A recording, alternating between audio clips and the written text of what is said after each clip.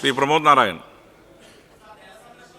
റാന്നി മണ്ഡലത്തിൽ നടപ്പിലാക്കുന്ന ജലമിത്ര പദ്ധതിക്ക് സർക്കാർ നൽകുന്ന പിന്തുണ കൂടി പശ്ചാത്തലത്തിൽ ശബരിമല തീർത്ഥാടകർക്കായി കുടിവെള്ളം എത്തിക്കാൻ ഭാരിച്ച തുക ചെലവഴിച്ചുകൊണ്ട് ടാങ്കറുകളിൽ വെള്ളമെത്തിക്കുന്ന രീതി അവസാനിപ്പിക്കാൻ നിലയ്ക്കൽ നടപ്പിലാക്കുന്ന കുടിവെള്ള പദ്ധതിയുടെ ട്രയൽ റൺ വിജയിച്ച സാഹചര്യത്തിൽ വരാൻ പോകുന്ന തീർത്ഥാടനത്തിന് മുമ്പായി പദ്ധതി പൂർണ്ണമായി കമ്മീഷൻ ചെയ്ത് തീർത്ഥാടകർക്ക് പ്രയോജനകരമാക്കാൻ നടപടി സ്വീകരിക്കുമോ?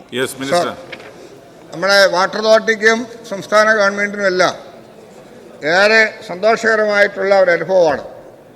ബഹുമാനപ്പെട്ട റാന്നി MLA സൂചിപ്പിച്ചതുപോലെ കാലങ്ങളായി നിലയ്ക്കൽ വെള്ളം എത്തിച്ചിരുന്നത് ലോറികളിലും ട്രാക്ടറുകളിലും ഒക്കെയായിരുന്നു.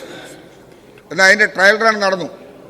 നമുക്കറിയാം, ശബരിമലയെ സംബന്ധിച്ച് പത്തനംതിട്ട ജില്ലയിലെ പുണ്യ തീർത്ഥാടന കേന്ദ്രമായ ശബരിമല ആഗോള തീർത്ഥാടന കേന്ദ്രമായി മാറി വികസിച്ചു വരികയാണ്.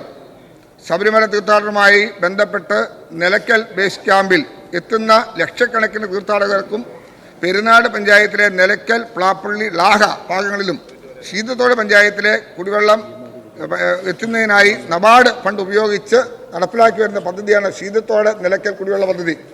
ഇതിൻ്റെ ഭാഗമായി ഈ മണ്ഡലകാലം ആകുമ്പോഴേക്കും നമ്മൾ കുറേ കൂടി മെച്ചപ്പെടുത്തി അവിടെ ടാങ്കർ ലോറികളിലുള്ള കുടിവെള്ള വിതരണത്തിൻ്റെ രീതി കുറച്ചു കൊണ്ടുവന്ന് പൂർണ്ണതോതിൽ ശബരിമല വരുന്ന പുണ്യ തീർത്ഥാടകർക്ക് കുടിവെള്ളം കൊടുക്കുന്ന പദ്ധതി ചരിത്രത്തിലാദ്യമായി നടപ്പിലാക്കാൻ സാധിക്കും എന്ന പ്രതീക്ഷയെ മുന്നേറുന്നൊരു സ്ഥിതിയാണുള്ളത്. ഇത് നമുക്ക് അഭിമാനകരമാണ്, സംസ്ഥാനത്തിനും അഭിമാനകരമാണ്.